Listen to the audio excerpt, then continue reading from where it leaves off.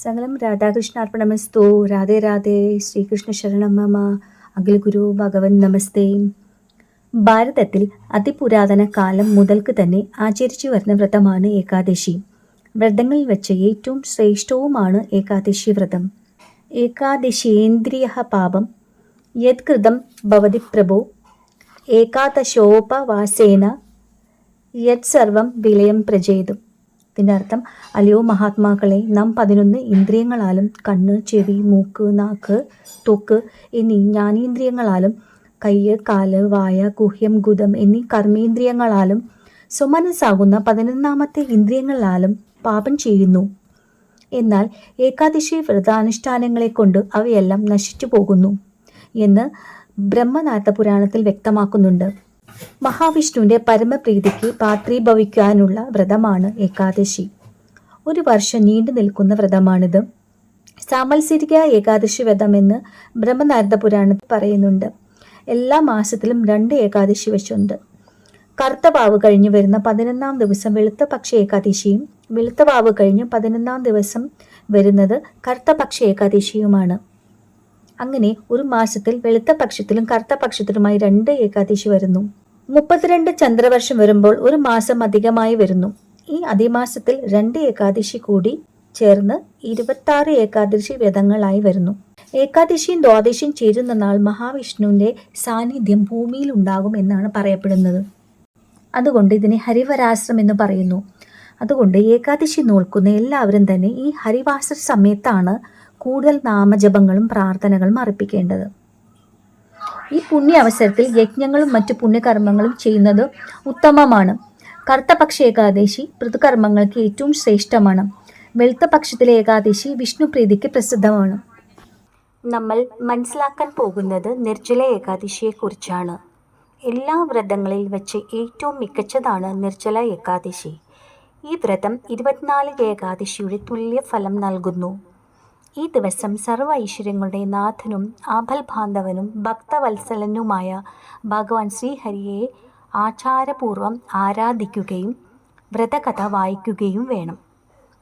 ഈ കഥാപാരായണം ഏകാദശിയുടെ അന്നേ ദിവസം ഒരു പ്രാവശ്യം കൂടി കേൾക്കുന്നതിലൂടെയാണ് വ്രതത്തിൻ്റെ പൂർണ്ണ ഫലം ലഭിക്കുന്നത്.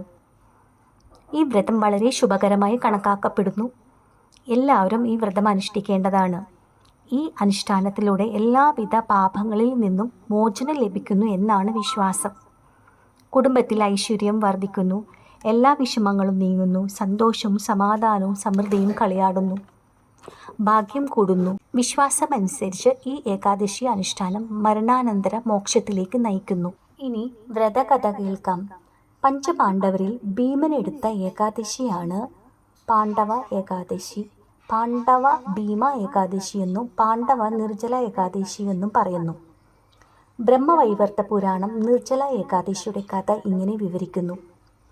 പാണ്ഡവർ വനവാസത്തിലിരിക്കവേ ഭഗവാൻ ശ്രീകൃഷ്ണൻ ഓരോരോ ഏകാദശിയുടെ ഗുണഗണങ്ങൾ വിവരിക്കുകയും പഞ്ചപാണ്ഡവരിൽ ഭീമൻ ഒഴിച്ച് ഏവരും ഇത് എടുക്കുമായിരുന്നു.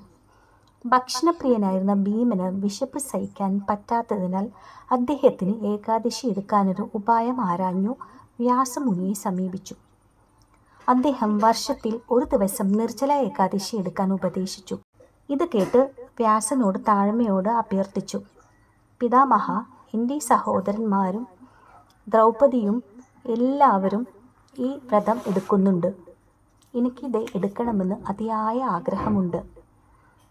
ഞാൻ അവരോട് പറയുന്നു, എനിക്കും അവരെ പോലെ കേശവനെ ആരാധിക്കാനും ദാനധർമാദികൾ നൽകാനും കഴിയും. പക്ഷേ എനിക്ക് വിശപ്പ് നിയന്ത്രിക്കാൻ കഴിയില്ല. ആയതിനാൽ മോക്ഷം എനിക്കും ആവശ്യമാണ്.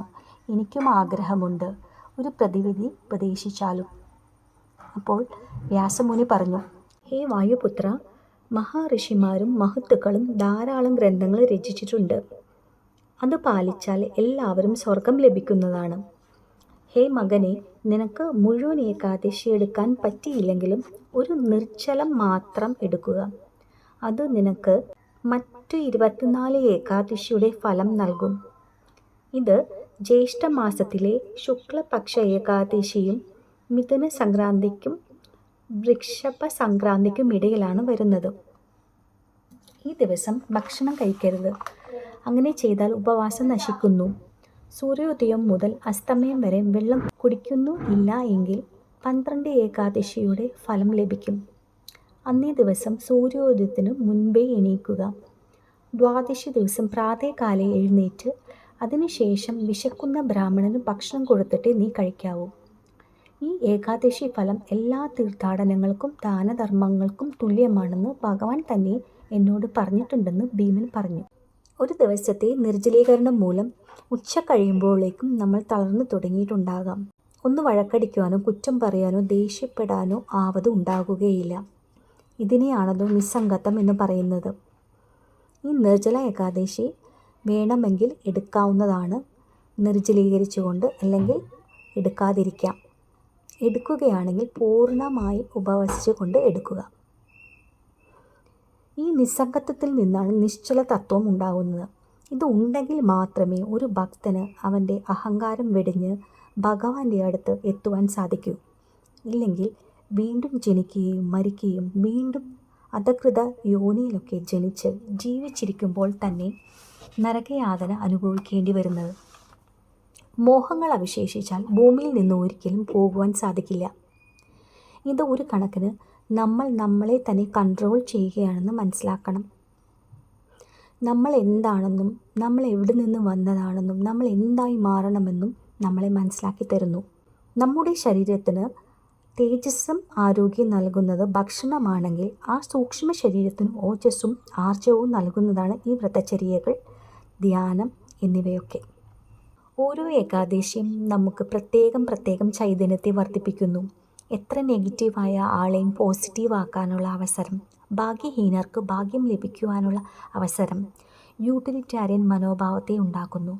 ഈ മനോഭാവം എന്താണെന്ന് വെച്ചാൽ മറ്റുള്ളവരുടെ ന്യായമായ ആവശ്യത്തെ കണ്ടറിഞ്ഞ് സഹായിക്കാനുള്ള മനസ്സ്, മറ്റുള്ളവരെ അംഗീകരിക്കുക, അവരെ അപ്രീഷിയേറ്റ് ചെയ്യുവാനുള്ള മനസ്സ്. ഭഗവാന്റെ കാരുണ്യം അല്ലെങ്കിൽ കൃപയ്ക്ക് സമയമായിട്ടില്ലെങ്കിലാണ് ഇത് മുടങ്ങിപ്പോകുന്നതും ഏകാദശിയുടെ തിഥിയും ഭാരണ സമയമൊക്കെ തെറ്റിപ്പോകുന്നതുമൊക്കെ. ആയതിനാൽ ആ ജഗന്നാഥനോട് തന്നെയാണ് നമ്മൾ പ്രാർത്ഥിക്കേണ്ടത്. എൻ്റെ ഈ വ്രതം വിധിയായ വണ്ണം എടുത്ത് സമർപ്പിക്കാൻ സാധിക്കണമേ എന്ന്. ഇത് കേട്ടുകൊണ്ടിരിക്കുന്ന എല്ലാ സുഹൃത്തുക്കൾക്കും ഭഗവത് നാമത്തിൽ ഈ ഏകാദശി എടുക്കാൻ സാധിക്കുമാറാകട്ടെ, അതിനുള്ള അനുഗ്രഹം ഭഗവാൻ നൽകുമാറാകട്ടെ എന്ന് പ്രാർത്ഥിച്ചുകൊണ്ട് ഈ വീഡിയോ നിർത്തുന്നു.